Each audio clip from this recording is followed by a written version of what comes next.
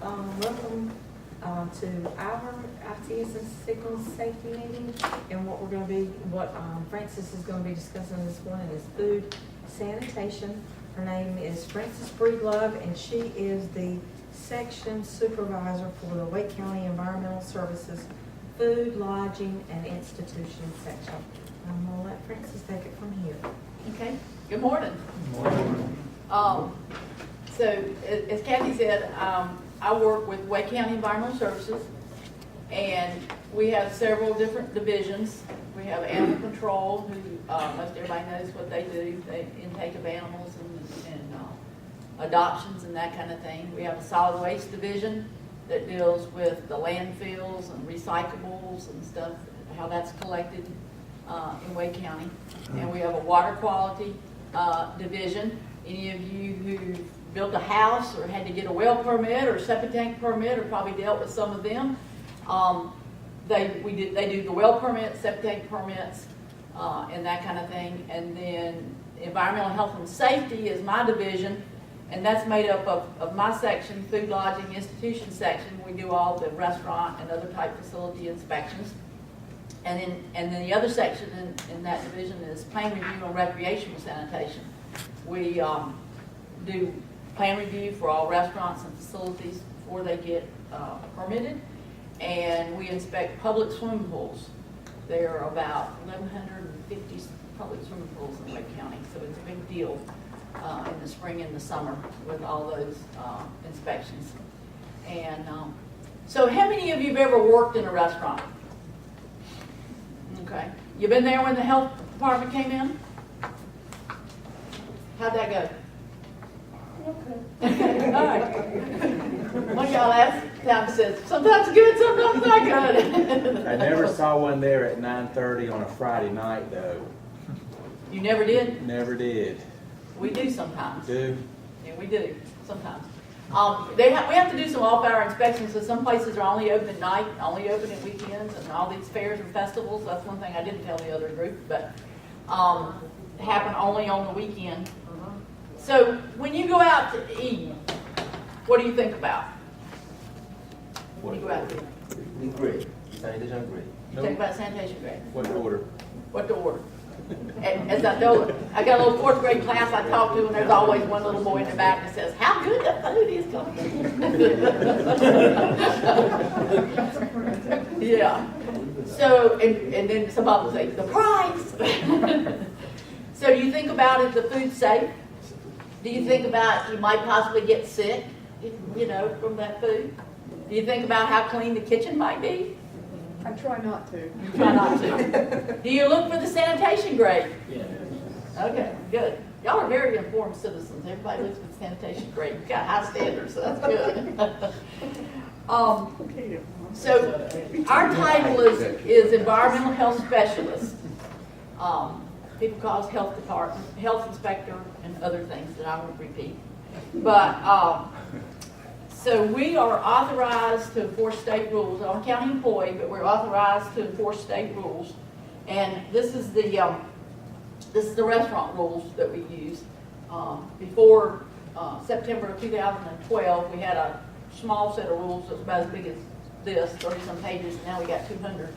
So a lot more emphasis on the things that make people sick, and that's the way it should be. We're responsible in Wake County for about 4,300 facilities that we have to inspect. So we do restaurants. Everybody always thinks about restaurants. We've probably got around 2,100 restaurants we have to inspect. We've got 500 plus food stands. Now, a food stand is the same thing as a restaurant, it just doesn't have seats for the customers.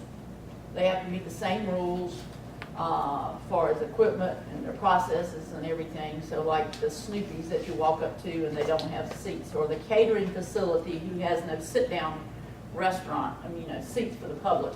The only real difference is bathrooms. If you provide seats for the public, you got to provide bathrooms for them. So the food stands are the walk-up, takeaway kind of places don't have seats.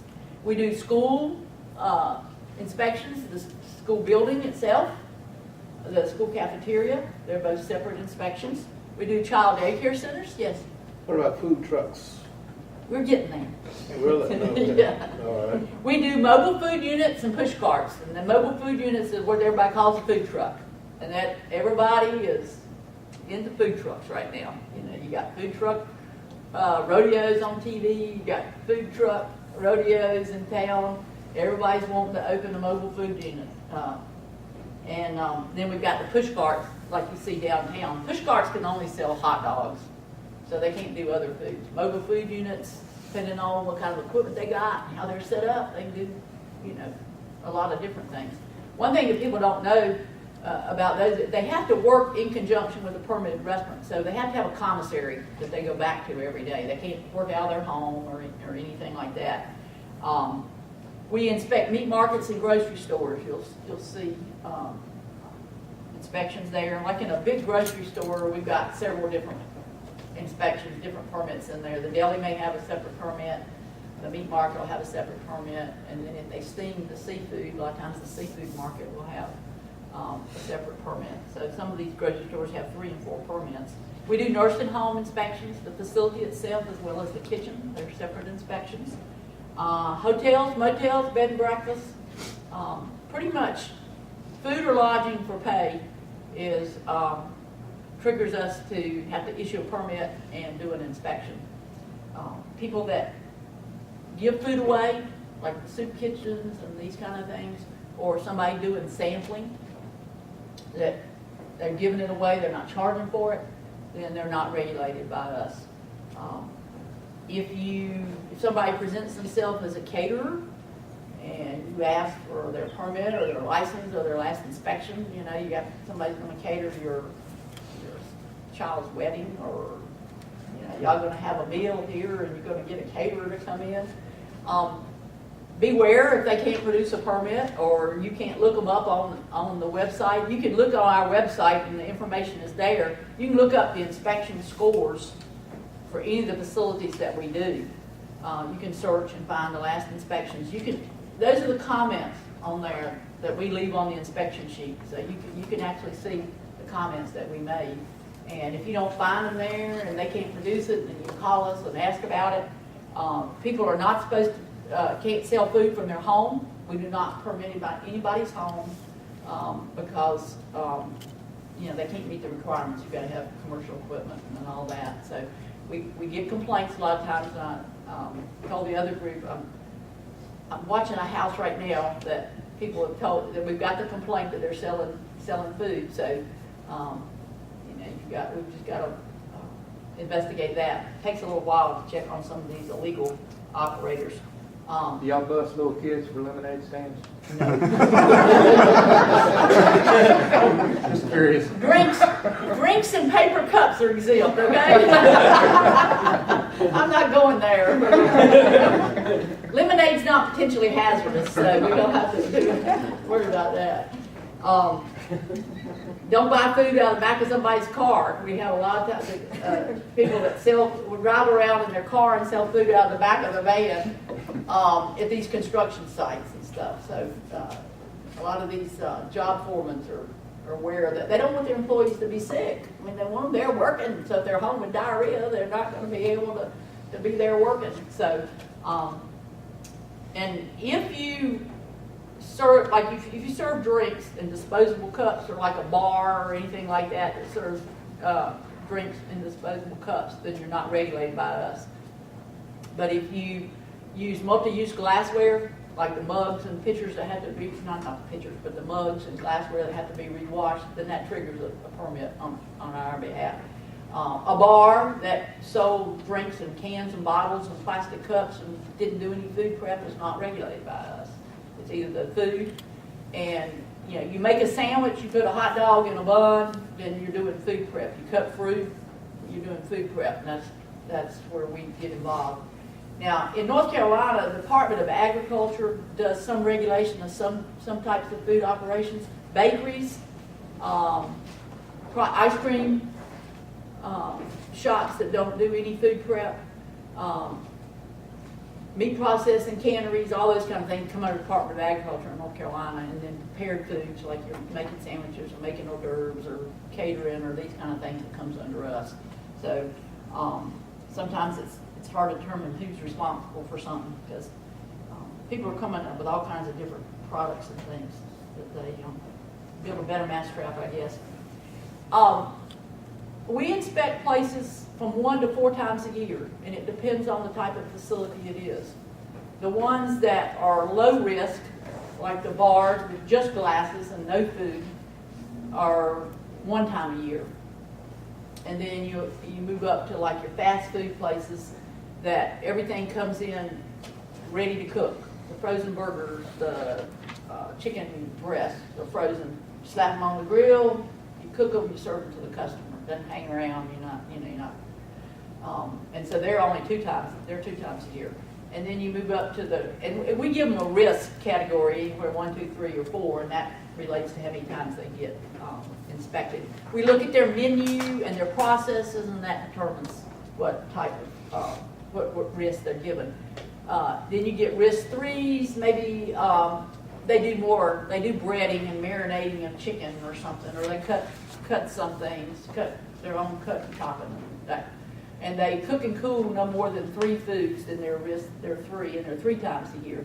And then your full service restaurants that tout themselves on making everything from scratch, they cook up a lot of things, they cool it down, they reheat it, they're 4s, and they're 4 times a year. So that, and highly sensitive populations, like your nursing home kitchens, your hospital kitchens and things, where people may already have other health conditions, they're already immunization systems suppressed, then they would be risk 4.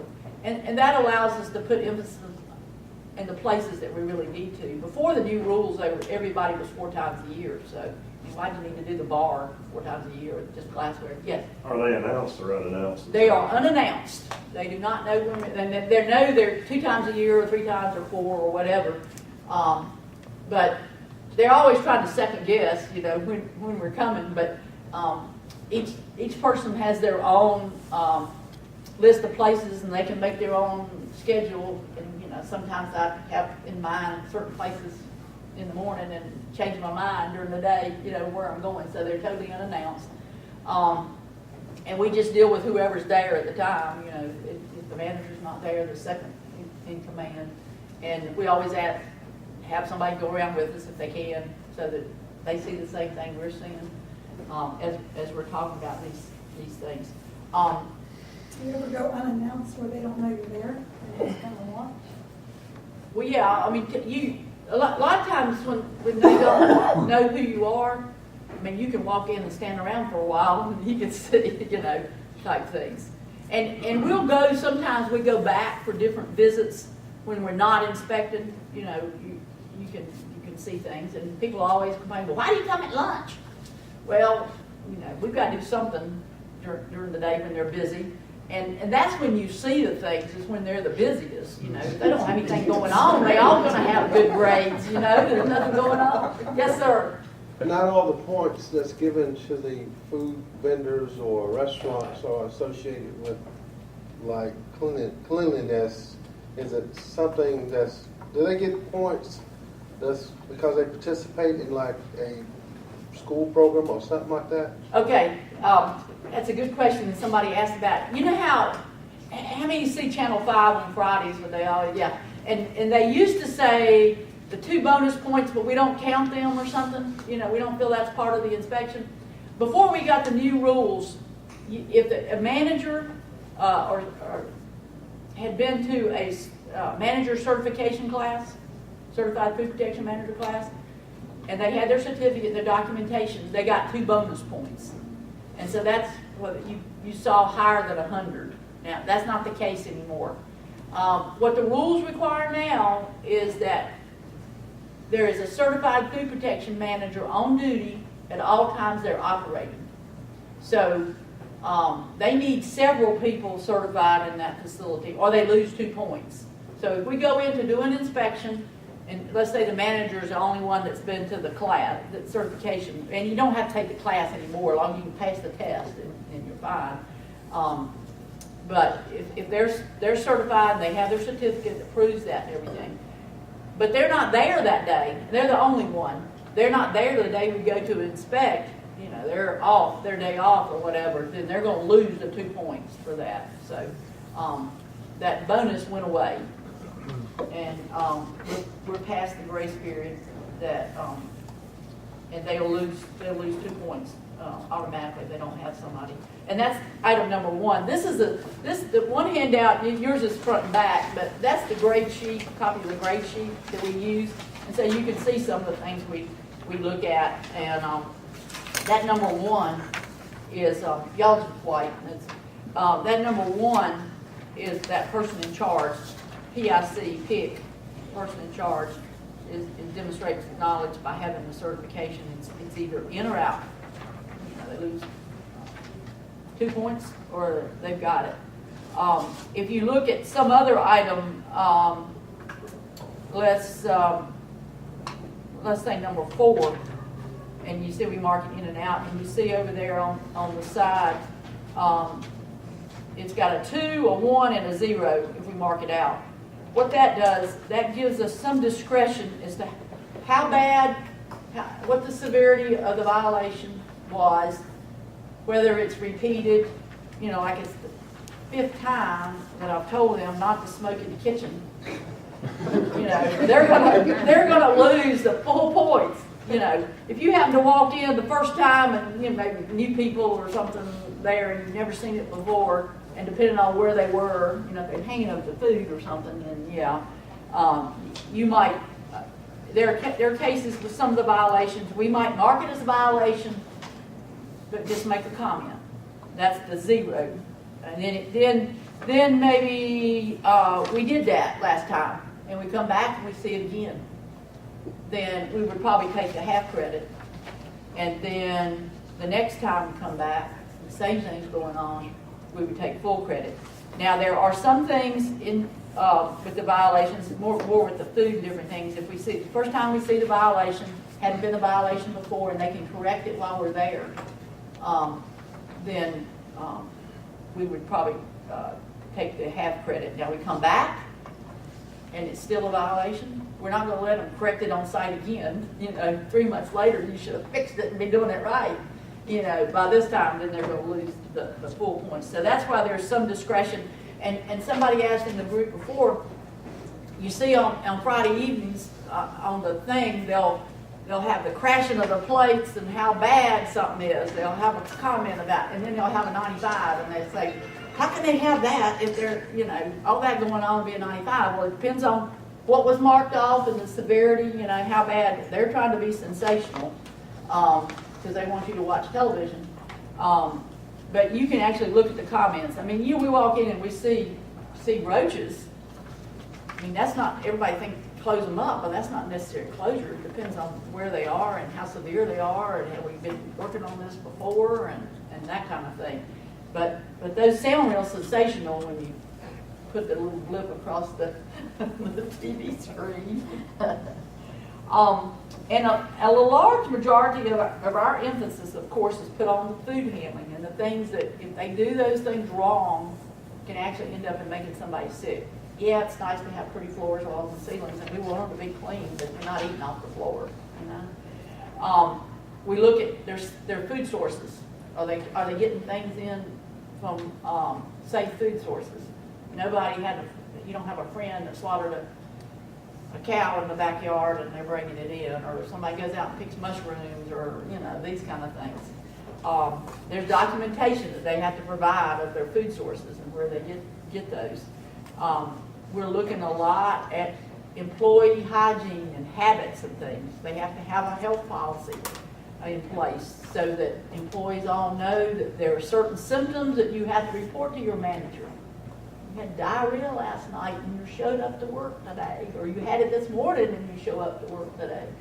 Or you've been diagnosed with hepatitis or salmonella or some of these different things, or you have a child who has been diagnosed with these, then you're required to report that to your manager. And your manager needs to know, can I let them work in the restaurant and let them bus tables or clean floors or something and stay, or do I have to get them totally out of the restaurant? So that's looked at a lot more. you know, the attire and the headwear and the glove use, the hand contact. Now, with the new rules, there's no bare hand contact of ready-to-eat foods. People think it's everything, and a lot of people wear gloves for raw foods. Well, that just protects the person wearing the gloves. That's, you know, you don't, you know, I don't care whether you wear gloves when you put my raw steak on the grill or raw something, but when you take it off and it's ready for me to eat, I want you putting your hands on it again, you know. You need to use, but you can use tongs and you can use deli papers for some of these operations. Or if it's something you have to use your hands, then you got to wear gloves. And then we get a lot of complaints and a lot of misuse of taking gloves off and putting new gloves back on and that kind of thing. You're always supposed to wash your hands between glove use. You'll have people take them off, or you know, don't see people go into the glove. You don't do that. You know, there are all kinds of things. You know. Then we want food to be kept at the proper temperature. When it comes in frozen, it needs to stay frozen. If it comes in refrigerated, it needs to stay refrigerated until they get ready to process it. So there are certain parameters. All cold things have to be 41 or below. Any hot foods, 135 or above. Because in that range between 41 and 135 is what we call the danger zone. And you don't want food in the danger zone. You don't want room temperature foods because bacteria grow and multiply faster in that temperature range. So you keep it cold, it's too cold for it to grow. Keep it hot. Hot temperatures usually kill most bacteria. And so that's the reason for that. They got to have thermometers, check food temperatures in refrigerators, and those kind of things. Once you bring it out, yes? Earlier you said like the food trucks, they have to be associated with like another restaurant or something. And then earlier you said, you know, people aren't like slaughtering their own cows or whatever. But say, for example, you raise pigs. Why can't we raise our own pigs, slaughter them, and have our own stuff to have our own food truck and then take it and... Because you would have to take that to a custom processor or something. Why? I mean, I can say I do it all myself. Because we don't know that you're telling us the truth. Why can't you come inspect me? Because we don't do that. You know, that's not part of our jurisdiction. If you grew your own pigs, then you had a mobile food unit and wanted to use your own product on your mobile food unit, you would have to take it to somebody who's inspected by the Department of Agriculture as an approved custom processor. And they have an inspector there during the time that they're processing. They're looking to see that they didn't bring an old dead cow in there, that the meat's not safe for somebody to eat. So that's why there are regulations for that. If you did it at home, in the backyard, you might not have the equipment, and you probably don't, for temperatures, cooling it properly, and all these other kind of things. So it's not regulated like that. You can do it at home for your own use, but not for the public. Francis, I got a question, really two of them. Remember years and years ago, there was that hepatitis, the gentleman that worked, and I'm not going to say which restaurant it was, but then he was working there in the restaurant, and there were people that ate there that got sick, and of course they sent out a notice. If you've eaten at this restaurant between this time frame and this time frame, you know, we go to the health department and see. Number one, are there ramifications to the restaurant when, and is there something for us as employees that can say, you know, we ate there and we got hepatitis or something. Is there some form of something to help us? In other words, could you sue? That's my first question in a situation like that. And if so, what's the liability the restaurant carries for that? The other one, bed bugs. You know, we all take a vacation. You stay at a $200 motel room a night, and you still may feel itchy. And I hate to say that, but you're like, hey, is there something in this bed? How do you all know? Bed bugs like expensive restaurants as good as they do the cheap ones. Okay, with the bed bugs, I mean, like, no particular place is immune to the bed bugs. If they have somebody that comes in and stays that has bed bugs, what they always tell you is pull the sheet back and and look around the seam of the mattress. That's where you will see. If you see a lot of little specks, that's their waist or maybe blood spots or something. Or you can see the bed bugs if they actually have them. So, you know, strip the sheet back, look around the seams of the mattress. They tell you to take the headboard off because they can't always get the headboard off. You know, they'll be behind things like that. That's where they usually are. But then, that makes you feel real good, doesn't it? Then about the hepatitis. Okay, so if a restaurant has an employee that's positive for hepatitis, and they're in there, they've been in there preparing food. Usually, they've been in there preparing food, could be while they're incubating before we actually know they have hepatitis. So they put out a thing to the public that says, if you ate at such and such a restaurant between, and there's I think incubation is like 3 weeks, and so they would know when this employee was working, and they would figure out with the health professionals at the health department, they would get a range of when people would be exposed. They'd be most at risk, and they would tell you to come into the health department and get a shot or whatever. Of course that restaurant is liable. If you ended up getting, I mean, like, somebody's going to pay for all those people there, you know, getting the shot. If you got sick, then certainly you could sue the restaurant. Everybody's always suing for anything. A major foodborne outbreak at a facility, in a lot of cases, puts that place out of business. I mean, you know, you have the reputation of don't eat there, they got hepatitis or whatever, you know. There are some restaurants that have survived an outbreak, depending on some restaurants are very proactive. If they one of the outbreaks we had here, anytime that manager got a call from anybody that said they got sick at that restaurant, they immediately called us. Well, they shared that with us, and when we started getting calls from the public, we shared that with them. And so we got on it real quick. A lot of times managers, nah, you didn't get sick eating here. You know, I served 300 of those and you didn't get sick eating here. and they don't do anything about it until we contact them and say, I got 30 people that have called and eaten at your restaurant and this, and this. And so if you're proactive about it, maybe you survive depending on the place, but you know, if it's a small place, depending on what it is, most of the time it puts places out of business. But yeah, I mean, the restaurant carries liability insurance for all these things. I mean, it's a big liability having a restaurant. You got all these people running around the kitchen doing whatever, trying to keep them doing what they're supposed to be doing. In some cases, you know. That's why the employee health policy. If you come in, we had a gentleman that was taking care of his children who had diarrhea at home the night before. Came in to work next day. His job was slicing all the deli meats. Deli meats don't get cooked, right? Made the sandwiches.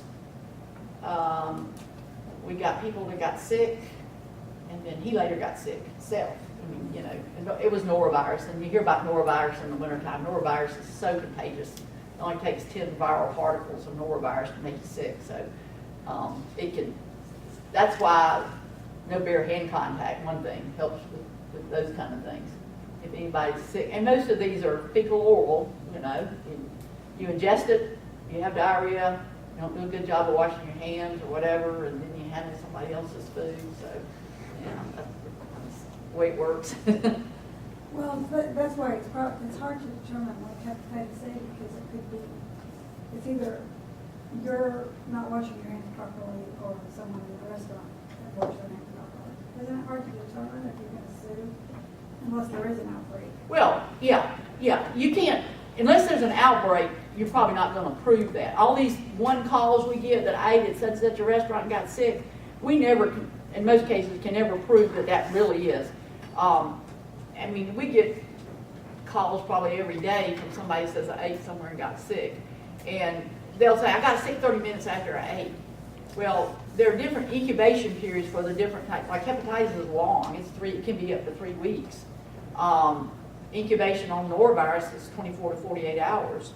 And there's certain certain ones of the foodborne illnesses, diarrhea occurs more predominant than vomiting. Certain other ones, vomiting is more predominant. You know, maybe fever with some, maybe not with others. So we look at the time frame of when they ate the meal in question and when they got sick and what their symptoms were, and that helps us narrow down sometimes to what we're looking for. There's all these little pieces of the puzzle that you try to pin together, and you don't always get them all. But if somebody gets sick right after they ate, it's not a bacteria. It's going to be a chemical or something. I mean, most all these bacteria take at least 2 to 4, up to 36, 48 hours, some of them, before people get sick. So they always associate with where they ate last, and it's surprising because everybody who calls like that, they never eat anything all day long until they eat at that restaurant. I don't know how these people do it all day long, but they never eat anything. I said, only thing I ate all day. Really? Yeah. And a lot of times it's stuff people have had at home that they cook themselves that probably is a lot more suspect from that last restaurant they ate at. We even have problems with, they go to the emergency room, the doctor will say, where'd you eat last? And they'll say, so-and-so restaurant. Well, you got food poisoning. Well, he can't tell that. You got to take stool specimens or vomited samples or something to confirm that it's foodborne illness. But they'll tell them that.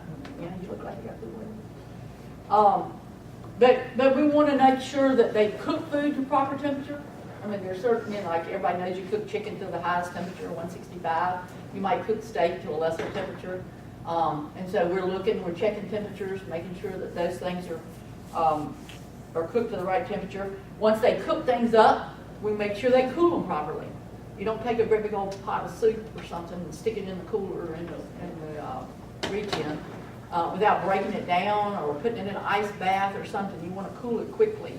And so that's, improper cooling is a major cause of foodborne illness, so that's something we look at real closely. And when you're doing that at home, if you put a great big old pot of something hot in your refrigerator, then it's going to make the whole temperature of the refrigerator warm up. And you don't want your beer to be hot, do you? So. But break it down in shallow containers. And it doesn't have to cool to room temperature before you put it away. That's a misnomer. A lot of these old cooks say, yeah, let it sit there until it gets room temperature. Well, room temperature is about 90, 80, something like that. It's been sitting there a long time. You want to, you can take it off the stove, let it sit a little bit, get the real hot stove heat off of it. We say once it gets down to 135, then they need to move it. Shallow containers, break it down into smaller pieces, put it in an ice bath, do something to get it cold. And then if they make up things that they cool, you got to reheat it properly. The more you cook and cool and reheat and have things around, the more chance that it gets contaminated and there's some problem along the way. We want to make sure they store their food properly. We don't drip chicken on the lettuce or the salad that's not going to get cooked anymore. So there are certain orders that they have to store food. We want to make sure that things are cleaned and sanitized, all the eating utensils and things that people eat out of. There's not cross-contamination. They don't use the same cutting board for the raw chicken. And they don't clean and sanitize it and then turn around and put the cooked product back on there. You hear about people doing that all the time until, talk about it at home. Don't use the same cutting boards without washing and sanitizing. Had a major barbecue outbreak in another county years ago where it was a volunteer fire department, so it was not something we regulated, but that county ended up having an investigative foodborne outbreak and a bunch of people got sick.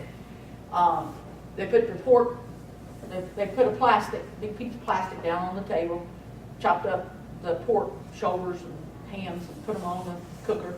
And because, this is according to in their investigation, because it was a bloody mess, they wiped it down and turned it over. And so when the meat came off the cooker, they put it back on the same table, same plastic. Of course, it had been cut and nicked and all, chopped it all up to make the barbecue. And because they didn't want it to burn, they put it on a real low temperature, so it just, kept it warm all night long until they served it up next morning. So it never got hot enough to kill the contamination. If they heated it quickly and kept it hot, they probably would have killed any bacteria that got on there afterwards, you know, from cross-contamination.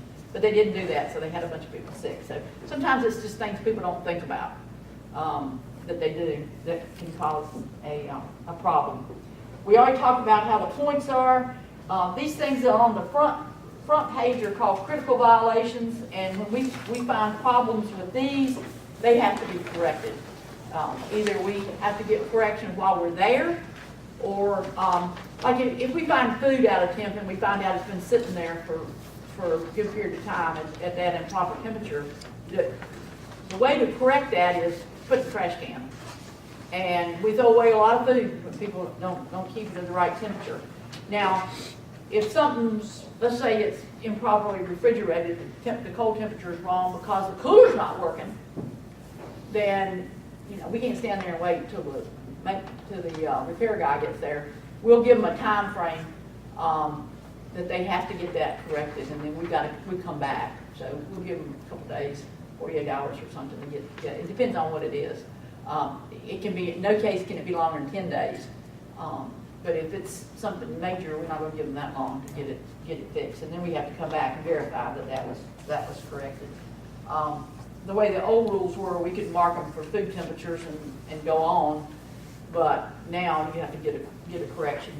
If we mark it for improper temperatures, we don't leave that food there so somebody else can get it and end up being sick. So we run up a score, and like I said, it depends on the severity, the repeat nature of the violation, and we post a grade. So 90 to 100 is an A. Everybody's seen these. 80 to 89 and a half is a B. Anybody seen these? Did you stay neat? Yeah.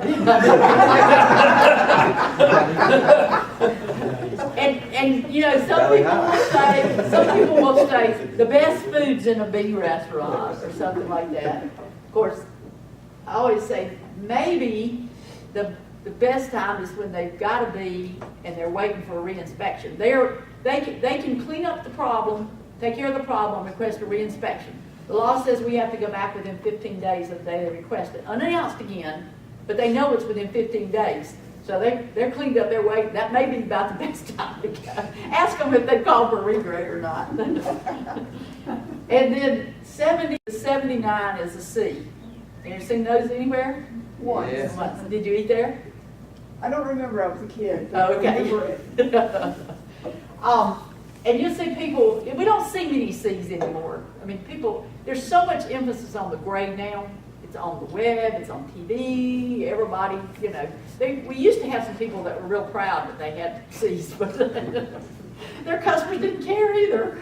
You don't see many of them now. But 70 to 79 and a half is a C. Now, if we get below a 70, they're closed. They're considered an imminent health hazard. They've had a lot of things going on to get a C. If you ask them why they got a C and they go, oh, she found something wrong with the dumpster or some kind of craziness. No, you got bad food handling, clean dish, something wrong, sanitizing. There's something going on to get a C. And then once you get we revoke their permit right there on the spot. And then they've got to fix everything to get a permit again back. So we haven't had to revoke anybody's permit in a long time, but we've had a few over the years that we had to revoke the permit.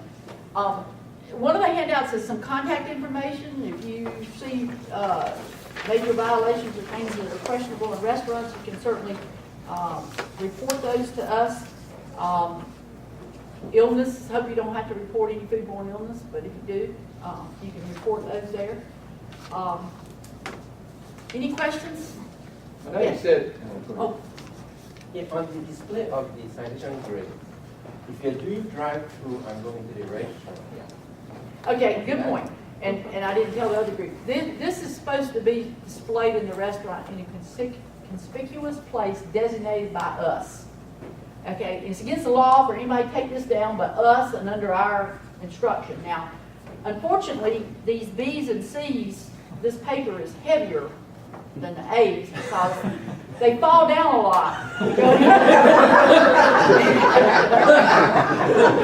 You go in and say, where's your grade card? And they go, oh, it was here, it just fell down, you know. But people have been real creative over the years. I've had Christmas, these used to be blue, green, and red. Now they changed them. But I've had Christmas wreath around this one time. We've had people stand in front of these. They paid somebody to stand in front of the grade card so people didn't see it when they went in. I mean, you know, people are real creative, but it has to be a conspicuous place. So we get with the manager when they open a new place, and we mutually agree on a place that you see it upon entering, and that's where it's supposed to be from then on. It doesn't mean that A goes there and the B goes down here, you know, kind of thing. And they're in drive-through windows, in the window where they deliver the food. The rules say where they deliver the food. Now, we usually tell them where you order. If they've got a double window, you should see this where you order, because it's the same thing as when you're in the inside. Unfortunately, you know, all we have is these paper things, and a lot of people think they ought to be on like the order board, you know, outside, how a lot of those things are, but they wouldn't last. So I don't know. I guess that's something the state can work on. So if you got 100, could you post it in more places? No, well, we only give you one grade card unless you're, I guess you, yeah. See, that's the problem with I mean, people couldn't make copies of these. Before, when they were colored, you couldn't very well, you know, couldn't copy them as good. There are some restaurants that maybe the way they're set up, they have more than one entrance type thing, and so we do have a couple of cards up. I don't know if there's more than like two. It just depends. But all the patrons need to be able to see where the grade card. And that way, that gives you the option to leave that B restaurant or that C or stay and eat, you know, kind of thing. And one other thing that we touched on just briefly is those of you who pack your lunch, you know, make sure you keep cold things cold, hot things hot. Don't want y'all to get sick either. You can put ice packs in there. You can, some people freeze a juice thing or something like that can actually, you know, it's thawed out by the time you get ready to eat, but then it kept your other stuff cold if you need to. Pack things that don't need to be refrigerated. And I asked the other group, how many think mayonnaise causes foodborne illness? I do. You do. You know, everybody always, anytime you have a foodborne illness with anything that had mayonnaise in it, oh yeah, you gotta be careful with anything with mayonnaise. We had a chicken salad outbreak attributed to chicken salad years ago, and I heard that over and over. Mayonnaise is very acidic. It has a low pH, and it retards bacterial growth. Not homemade mayonnaise, but commercial mayonnaise, because they acidify it to make it, you know, very acidic. So, you know, if you smear both sides of the bread with that, that's how some of these sandwich companies with these sandwiches sitting out in convenience stores that you see not refrigerated, they smear both sides of the bread good with mayonnaise. So it's usually a problem with the foods that are mixed with the mayonnaise, mishandling.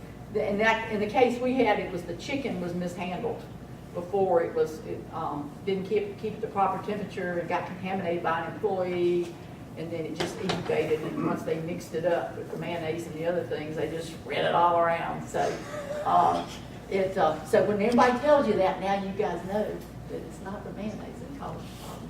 And people used to make chicken salad and egg salad and all these things and put it in their car and carry it to a church dinner or picnic, and you know, that's how it got the bad rap. Any other questions? Yeah. I worked at a restaurant one time that got a lower grade, presumably a B, and the management went ballistic, and what we heard was that they were not allowed to sell fortified wine under those circumstances. Is that true? This was a long time ago. Yeah. Is there a link between a liquor license and Yeah, we don't, ALE licenses and everything are totally different from us. And there was, I think that they had to have a grade A or something at some point. Now, I don't know how they verify that and how often they check it or anything like that. But, I think this was even before liquor by the drink, so yeah, those kind of laws could have changed. yeah, they're all different now, and, So I guess that's ancient history, Yeah. perhaps. yeah. What's your opinion on, Francis, on going to a buffet? You know, everybody has a different thought on, you go to a buffet and everybody's breathing over it, and then they may put it in there and they go, oh, I don't think I want this, I think I'm gonna go back, and so, Yeah. Buffets, I mean, when you put stuff out to the public, there's more chance. I mean, I still eat at buffets sometimes. But there's more chance of contamination, somebody coughing and sneezing, you know, you see little kids go up and do nothing. Unfortunately, you see adults do some of that stuff too. There is a rule that you're not supposed to bring, you're supposed to get clean plates for return trips, and what that was is, you know, you've eaten off of this, and then you come back, and then if you happen to touch the plate, you get the next, and you contaminated everything. So, that's why there's sneeze guards. Some of them are better than others. We always get criticized for the sneeze guards. You get them effective, and then you can't get into there and get to them. But it is more of a risk. You know, norovirus season in the wintertime, when it's a good time maybe to eat off the menu. I don't know. And it's like somebody said, you know, you try not to think about some of these things when you go out to eat. You just try to turn some of that off and enjoy your meal. Okay? All right. Thank you.